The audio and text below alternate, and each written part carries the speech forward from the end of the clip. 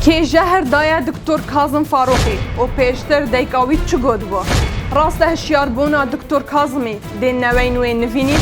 پیشتر شاسواری چاوا آماجه با آریشه خو لگل دکتر کاظم فاروقی کر بود بینرین آژانس خانی دم باش لگل مبن دی ایوان استوری پیشکش کم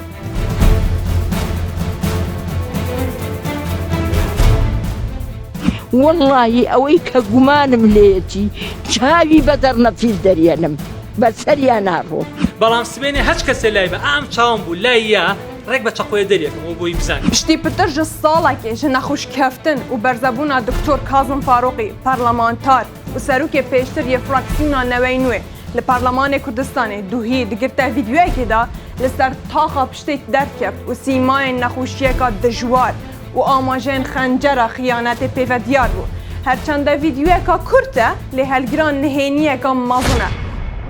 و او بخوجي في راستيه دبيجي أبيت شنهيني وحقيقتي كامل أخوانا بالبيت اللي خاك يعني أكر دقة درفتي عن هبيت قصبو خلق كان أبيت شنهيني وأسفك مان بو باسكن شو السر وحقيقتك مان بو باسكن والله جار خواهي دورة أم جارة نيهشت ئەو دەسەڕەشەی کە خۆی وەکو فریاد ڕەسی خەڵک ناسانەوە سەر و نهێنێکی بچێتە ژێر خاکەوە ئەگەر خوای گەورە دەرفەت با ئینشاءڵڵا دوای ئەو عەمەلیاتم هەموو بەڵگە و نهێنی و حەقیقەتەکان بۆ خەڵکی کوردستان و بۆ ڕای گشتی بڵاوەکەمەوە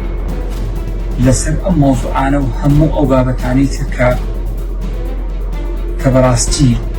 ضروريتي حتمية لخلقي كردستان رايشتي بيزانت.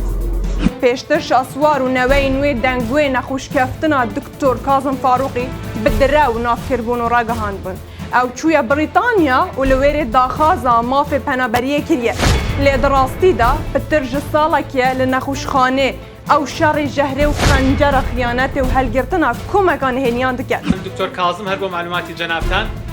لروجی یکی سی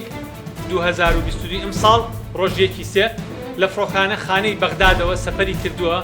بەرەو بەریتانیا بۆ فڕۆکەخانەی گاتویک بەڵام بۆ ئەستەمبول و لە ئەستەمبولەوە بۆ گاتویک لە وڵاتی بەریتانیا لە یەکی سێ 2022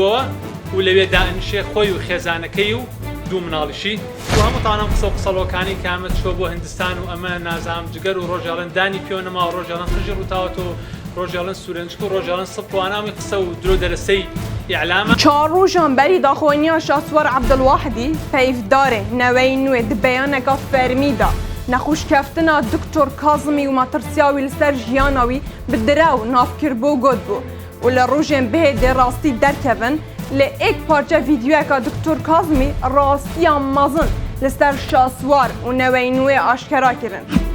لطفا ام قصانه و ام ویدیوی منیش هر کسیک هر لایەنێک هەر تەلەڤیزۆن و میدیایەک بەم قسە و نەخۆشیانەی من خەڵس بوو تەناو بوو ئەو بیناسنەوە خۆیەتی li dovzanyariyên Ajansa Xanî newey nûyê nûkem mijîlî çêkirina sînaryokê diye da ku xwe ji vê tawan û hetikberiya mezin qortal kir da ku demê nihêniyên xedra newey nûyê li dijî Dr. Kazimî aşkera dibin kartêkirinê li ser navmala wê hizbê û dengderên wê û helbijartinê bêhdan neket.